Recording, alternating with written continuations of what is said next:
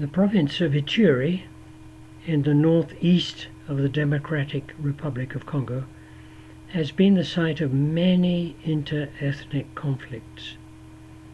Control of the land, with its gold mines, agricultural and livestock resources, is the main cause of conflict.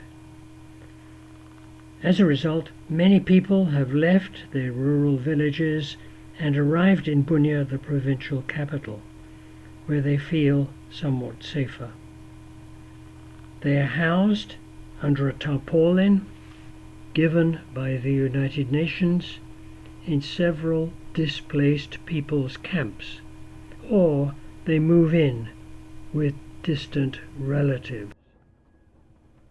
Avarasi lives in a 5 by 9 meter house.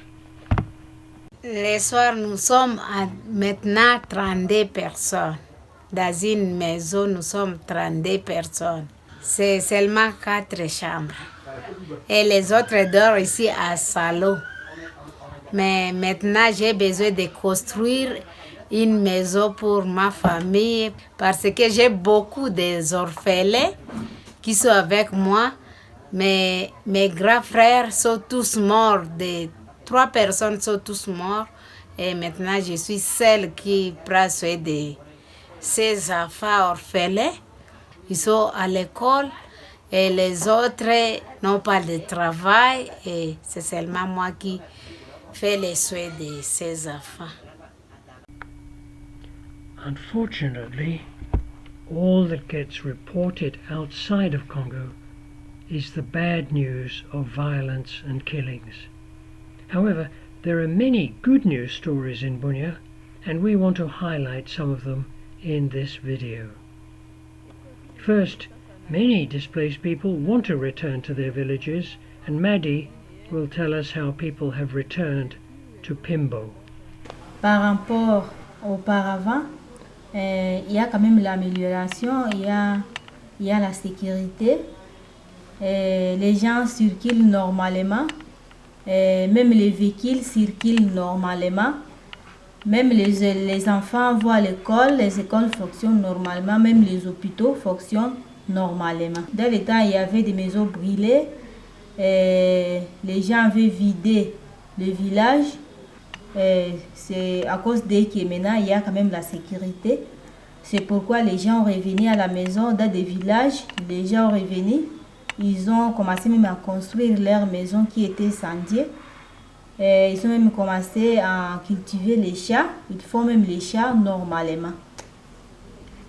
My name is Rehema Musanzi, and I am the coordinator of an organization, a Centre Résolution Conflit. We are a non-governmental organization that has existed for almost 30 years. Our work has involved a lot of mending relationships between communities in Ituri. We worked on the reduction of the tension that existed between communities here, and worked on organizing intracommunal consultations to better understand the root causes of the conflict, aim of helping them to come up with a solution to the issue, involving, of course, key stakeholders in the area, including authorities and members of the communities that were influential, and also in helping them to understand the many strategies that already existed within the communities traditionally, and also new approaches that they could use in bringing about sustainable peace. Also work with communities in identifying members of the communities that have been recruited forcefully, or even those that have intentionally joined armed groups, and have been able to help with together with the communities, negotiating the release of these vulnerable adults as well as former child soldiers. And in the last 10 years or so, we have been able to reintegrate over 5,000 vulnerable adults who were previously in armed groups, and are now members of their communities. And in addition to that, over 1,000 former child soldiers, work for which we were actually selected by UNESCO in 2020 as the recipient of the UNESCO Madanjit Singh Prize for the promotion of tolerance and non-violence. And in addition to that, we have also worked with communities on community development, specifically in the province of Ituri. A lot of communities that live in and around the mining sites fall and become victim to militia groups and end up being forced to mine artisanally for the sake of fueling the activities of these militia groups. And so we asked ourselves a question a few years ago on how can we as a peace-building organization use gold, transform gold from a war mineral or even a conflict mineral into a peace mineral. And so in that process, and help them to form artisanal and small-scale mining cooperatives, as part of which we provided training on understanding conflict and conflict transformation, and help them to create, together with them, create peace committees that would be able to identify conflicts that were still latent and figure out mechanisms of dealing with these conflicts early, and also to be able to transform the conflicts that already existed and even resolve the ones that were already wreaking havoc within their communities. This particular project, which we call Peace Gold, we've been able to identify children that work in the mines or even the pits that's owned by these cooperatives, and we have reintegrated over 140 children in schools. These are children that were working in mines, and at the same time also identified women, mostly also pregnant women, whose roles were essentially to do what a jaw crusher would do. And these were women who were basically crushing these rocks using their bare hands and hammers. And so we were able to, together with our partner Peace Direct, create a fund where these women would be able to loan these women some microcredits of between $50 to $200 that enabled them to create their own revenue generating activities, to take them away from the pits, and to help them to create their own activities. Aside from that, we were able to also reintegrate some former combatants who were active in previous militia groups such as UPC and FNI, and were able to help them to create social cohesion within the cooperatives, and also to promote peaceful cohabitation. As a country, as a province in Ituri, we cannot develop unless we build peace. The country as a whole needs to do, in terms of stabilizing the country, to enable us to move away from this instability that has been eating away at the process of development for this country. We're looking also to use sports, specifically football, as a means of building peace in terms of YPS, and that is Youth, Peace and Security, which is the UN resolution, and also the Women, Peace and Security resolution, to look at ways of working with more women and more youth in the process of building peace as key actors in this province of Ituri. Rebâtisseur is a Christian organization based in Bunia, in eastern part of the Democratic Republic of the Congo, in the Ituri province. This Christian organization exists to help a little bit in our objective. It's responding to spiritual, socio-economic and education needs of the people of Congo. And our vision is to see one Congolese prospering for God's glory. So among the activities we do, being in a war-torn country, Number one, we are working towards peace building. We do this through counseling, mediation, and organizing peace summits, and meeting government leaders, and trying to just build peace in this suffering area. And then the number two things we do in our organization is reaching out to the vulnerable people. Because of the ongoing wars, you know, in the Ituri province, we have almost 2 million displaced people in this region alone. Those who are within and outside the country, most of them in Uganda.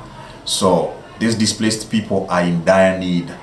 Number one, of food. Number two, of medication. Number three, of shelter.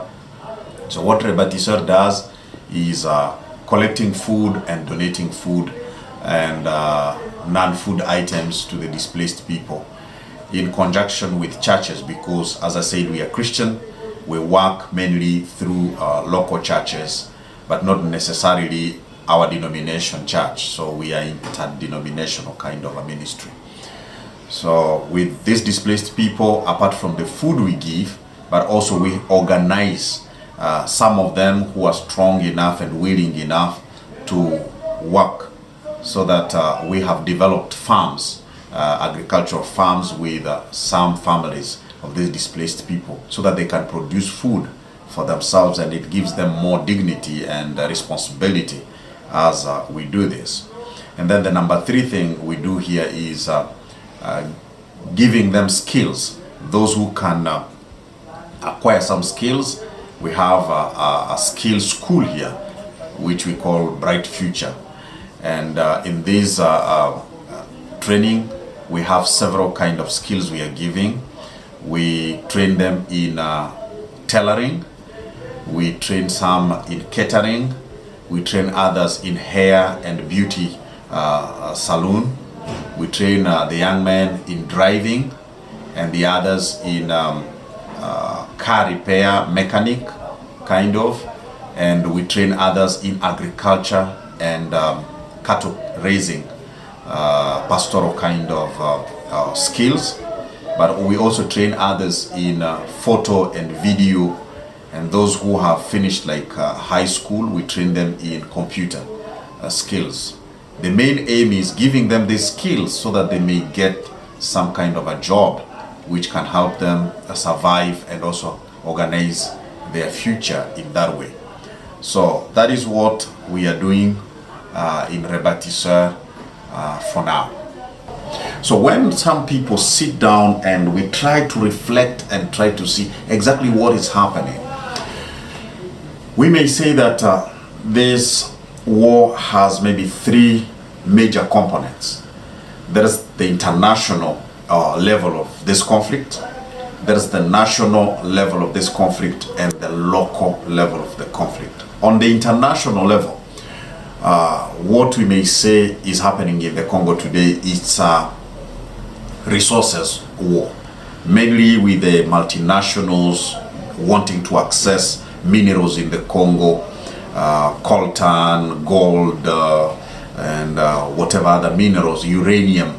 You find that these people are funding some rebel movements and creating chaos in regions, and meanwhile they are exploiting whatever is happening. And we are very heartbroken to see how this can be happening today. As a Rebatiseur, we are working towards doing a lot of mediation and mobilization for peace and all this. We are trying as much as we can, but we are hoping that this madness will come to the end. If there is any request that we could place on the international community, the request would be, please, anyone who has a position of power or influence that can help follow up what is happening in the Congo with the international community, let's say the US, let's say Canada, let's say the European Union, let's say China, is there a way people could at least mitigate what is happening here? Because so many people are dying. Over 8 million people have died in the Congo since 1996. So that is a full country population which has been decimated. So if the multinationals could be held accountable for whatever resources they are getting from Congo, be it gold, uranium, coltan, and other minerals, if that could be held accountable, that may help. If the weapon industry could be also held accountable, that would be helping with what is happening. And if the United Nations would act very responsibly and not acting like mercenaries, I think there is a way of seeing this conflict ending. So we are hoping and trusting God that with His help, Congo will retrieve its peace again, and development may come, and hope may be built for a better future. Good morning. My name is Maurice Mutronigo. I'm the director of ISTM, and college which train medical professionals. ISTM began his work in 1994 in Yaoundé, and it was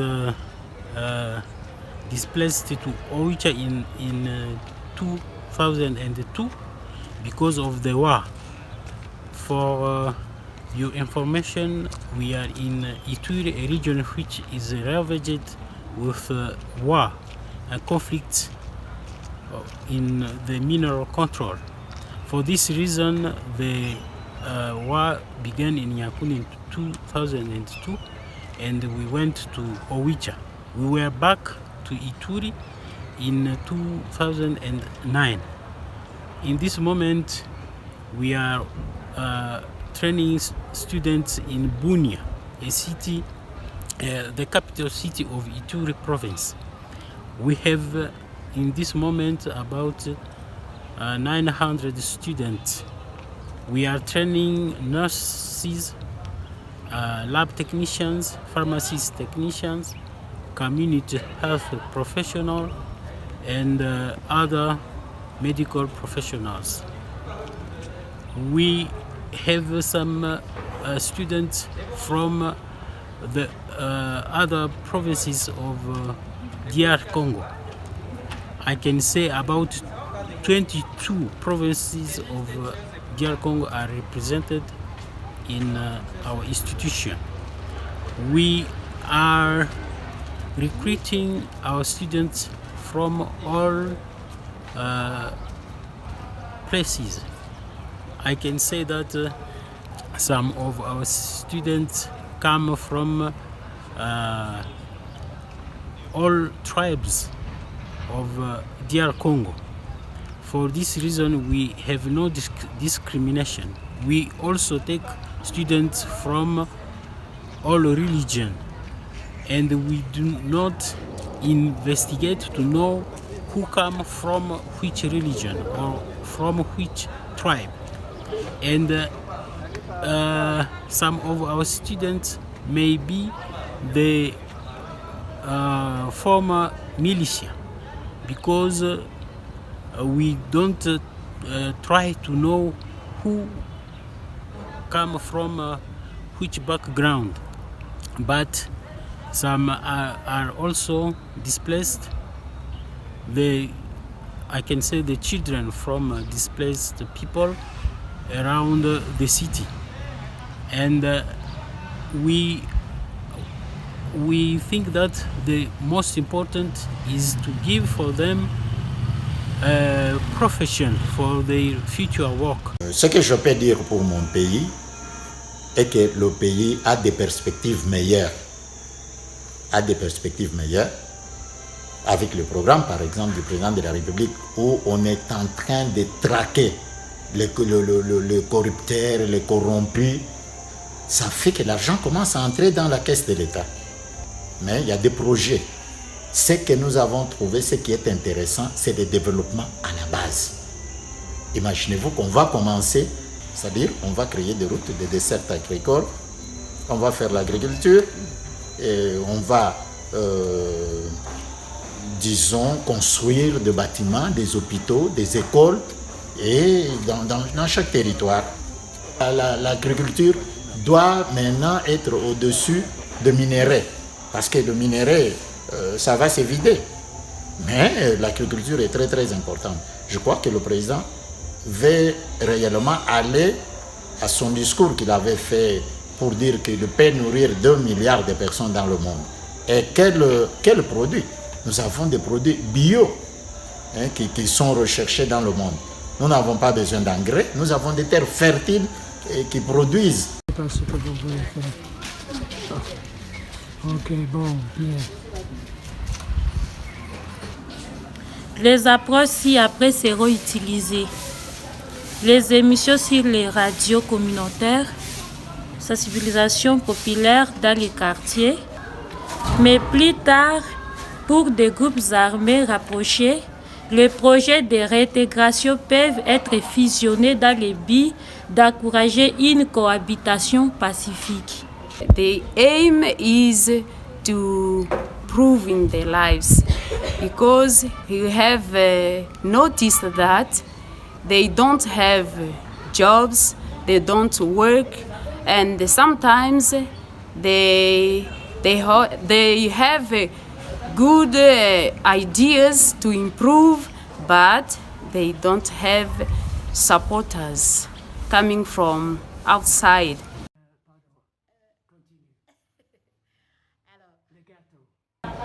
Alors, ça fait déjà plus de 2 ans, depuis 2017, que nous avons créé cette association.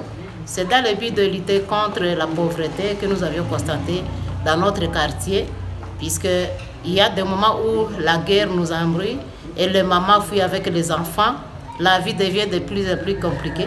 C'est pourquoi dans le quartier, nous sommes organisés en association pour faire face à ces fléaux, à ces défis qui nous guettent. Alors nous faisons l'agriculture, des petites choses qui peuvent aider les mamans à subvenir aux besoins de la famille d'abord, pour lutter contre la faim. Nous apprenons aux mamans à préparer des beignets, des gâteaux, des citrodora, des petites choses qu'elles peuvent vendre et avoir un peu de l'argent rapidement. Nous savons que c'est vrai que le papa a des difficultés pour le moment pour nourrir la famille, mais la maman est capable. En plus, nous sommes encore au mois de maman, le mois de mars. Nous sensibilisons les mamans, nous les encourageons aussi à s'approprier cette responsabilité-là de vouloir travailler et ne pas toujours dépendre de papa. L'année passée, on avait installé des pépinières, là où on a fait des plantures de cactus, de cyprès pour planter. On va aussi se planter pour l'autofinancement de l'organisation. Surtout, nous avons des besoins. Par exemple, pour la coupe et couture. Nous avons plus de 20 mamans, mais nous avons seulement 3 machines pour le moment. Alors, nous avons besoin d'un appui dans ce sens-là pour renforcer quand même nos activités. Si nous voulons aller de l'avant, réellement, nous avons besoin d'un appui. I am Pastor David Shala, and I'm living in Bunia now, serving the Lord among old people, and we try to minister to them by providing also some food, medication, and clothing. And on top of that, we have counseling. We have some volunteers among students who come and work from, we have 4 days a week when they're free from school, from medical students, medical treatment, helping them with counseling regarding their health situation and so on. Comment fonctionne le CEMADEF? Nous avons une procédure de sélection des bénéficiaires. Les bénéficiaires arrivent en petit groupe de 5 que nous appelons groupe solidaire. Donc, les groupes arrivent pour prendre les prêts, mais les prêts individuels. Elles sont responsables de leurs prêts, mais aussi elles sont co-responsables des prêts des autres parce qu'elles se choisissent elles-mêmes, elles se connaissent Alors les CEMADEF n'interfèrent pas avec leur choix. Alors nous donnons 100 $ à chaque femme. Si elles sont enceintes, ça veut dire que ce groupe a 500 $. Chaque mois, elles remboursent une tranche, chaque mois, jusqu'à 5 mois. Dès qu'elles terminent, nous allons voir si elles ont terminé pour renouveler les pleins. Et nous ne demandons pas de garanties matérielles. Notre garantie, c'est la solidarité du groupe d'abord. Mais nous avons reçu les doléances des infirmiers et des enseignants qui sont venus voir CEMADEF pour dire que voilà, que les salaires qu'ils reçoivent, de 100 $, 80 ou 100 $, ne leur permettent pas d'aller payer les frais de l'université. Ils ont leur salaire mensuel. Mais si le CEMADEF leur accordait les montants, alors nous signons un contrat avec l'institution que après chaque mois, quand le salaire arrive, l'institution va envoyer. Aujourd'hui, nous avons des juristes qui viennent nous remercier avec un diplôme dit grâce au CEMADEF, j'ai fait mes études. Et grâce au CEMADEF, je suis devenu médecin. Grâce au CEMADEF, je suis devenu encore enseignant. On pense que les pauvres n'ont pas besoin de crédit. Ils ont besoin d'aide. C'est pas vrai.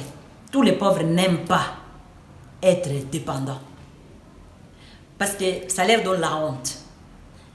Il y a un manque de respect dans la famille.